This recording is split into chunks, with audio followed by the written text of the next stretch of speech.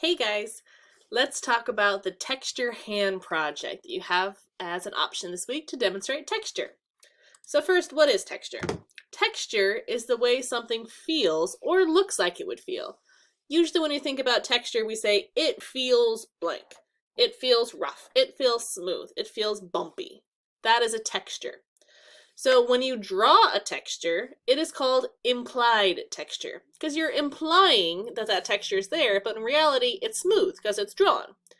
If it was actually there, it would be actual texture. So for example, my actual hair, it's actual texture. I can feel the texture of hair or hairy. But if it was drawn, it would be implied texture because I can't actually feel it. It's smooth, but it looks like it has the texture. So for this project, we're going to work with implied textures, so learning how to draw it. So for this, we're going to do the texture hand.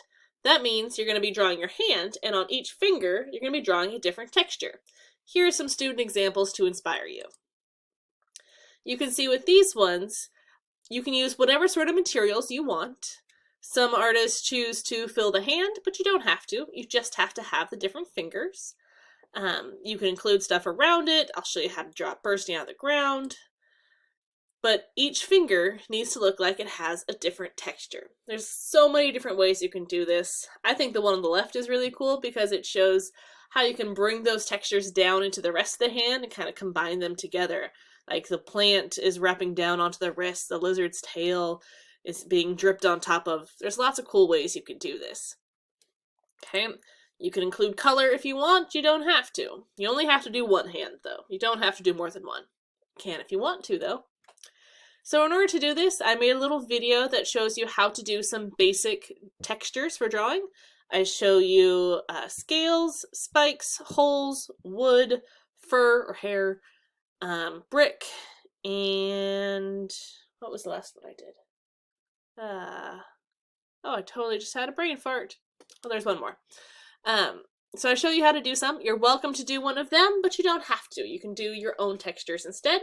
I just wanted to show you some different options. I also have a video on how to get started for the project. So how to draw your hand, how to draw it kind of looking like it's bursting out of the ground, and some tips on how to do the textures. So for your project, you must include a different texture drawn on each finger. Okay, so you gotta have 5 different textures. It can be one of the ones that I showed in the previous video, or you can do one on your own. It is your call. Just know that smooth or shiny is not going to cut it for this project because that doesn't take much skill. Let's push ourselves a bit more. You can use any material to draw this or color it. It is your choice for that. But I really want you to be creative and see what you can come up with. This may not be the most entertaining project, but it's really good for practicing these skills of how to draw texture. Because the more textures you can put on your artwork, the better your artwork's going to look and the more realistic it's going to be.